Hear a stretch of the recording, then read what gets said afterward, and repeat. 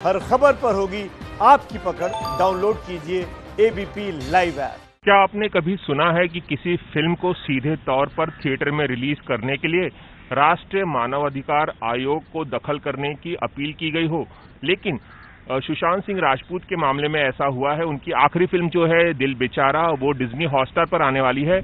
लेकिन सुशांत सिंह राजपूत के एक फैन है आशीष राय, जिनका कहना है कि इस फिल्म को सीधे तौर पे थिएटर में रिलीज होना चाहिए, ना कि डिजिटल प्लेटफॉर्म पर, और इसीलिए उन्होंने नेशनल ह्यूमन राइट कमीशन को एक खत लिखा है। उन्हीं से हम जानने की कोशिश करेंगे क्या वजह आपको लगी कि आपने राष्ट्रीय मानव अधिकार आयोग को एक खत लिखा है, क्योंकि ये उनका कार्यक्षेत्र नहीं है कि वो दखल दे कि फिल्म कहाँ रिलीज होने वाली है। आपने उन्हें क्यों खत लिखा और खत लिखने की मंशा क्या है? लास्ट जब से सुशांत जी का डेथ हुआ है, हमने एक चीज़ नोटिस किया है, लोगों में बहुत आक्रोश है उनकी जांच को लेके, इन्वेस्टिगेशंस को लेके। लेकिन इसके साथ साथ लोगों ने ट्वीट के जरिए उनकी जो दिल बेचारा आखिरी मूवी है, लोगों का एक सद्भावना के तौर पे उनका मानना है कि इसे बड़े स्क्रीन पे रिलीज करके उन्हें मान सम्मान देना चाहिए। उन्होंने काफ़ी सारे ट्वीट भी किए हैं, सो उसको शायद फॉलोअप नहीं किया गया। और सबसे बड़ी बात, इस पूरे मूवी में जो पार्ट ऑफ द मूवी है, AR. Rahman sir is the biggest composer हैं इस फिल्म के। सो वो कंपोजर होने के साथ साथ इस मूवी के पार्ट भी है। उनका एक जून मंथ में एक ट्वीट भी आया हुआ है, उन्होंने भी सपोर्ट किया है कि बड़े स्क्रीन पर इस मूवी को रिलीज करना चाहिए for the respect of Sushant Singh.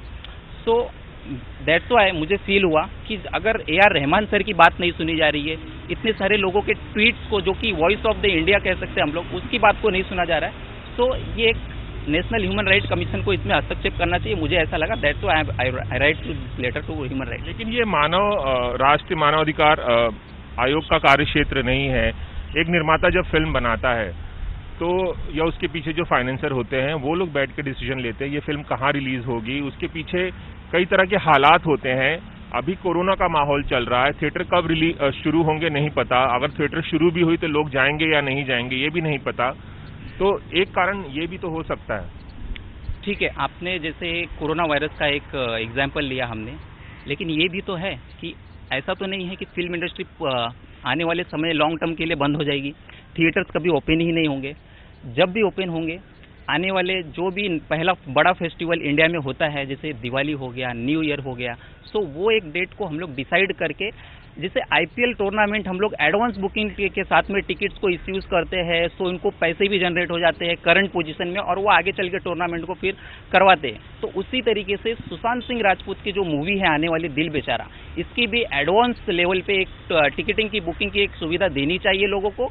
और मेरा पूरा दावा है, इन्होंने जितने पैसे लगाए हैं वो बहुत ही कम पीरियड में उसको गेन भी कर पाएंगे, और आने वाले टाइम पे उनके द्वारा उनके खुद के द्वारा डिसाइड की गई डेट पे वो मूवी रिलीज हो सकती है बड़े स्क्रीन पे। इसमें मान सम्मान देशवासियों का भी रह जाएगा। सुशांत सिंह राजपूत जी को एक लास्ट जो उनकी विश है वो भी पूरी हो जाएगी, और इनकी भी जो प्रायोरिटी है वो भी एक कंप्लीट हो जाएगी। कहना है कि ये जो जन भावना है, जो उनके फैंस की भावना है कि फिल्म थिएटर में रिलीज हो, जो आजकल सोशल मीडिया पर भी एक मुहिम चल रही है, ऐसा कहा जा रहा है कि बड़े पर्दे पर ही रिलीज होनी चाहिए थी उनकी फिल्म, वो जन भावना को ध्यान में रखते हुए ही आपने भी ये खत लिखा है। करेक्ट, सबसे बड़ी बात है यहाँ पे जन भावना की बात है। लोगों की जो एक पर्सनल फीलिंग है, सुशांत सिंह सर की एक जो पर्सनल फीलिंग है, ए.आर. रहमान सर की जो पर्सनल फीलिंग है, ऐसे ही बहुत से लोग हैं जिनकी पर्सनल फीलिंग है, लेकिन वो आगे आके कह नहीं सकते, उनकी एक मजबूरी है पर्सनल।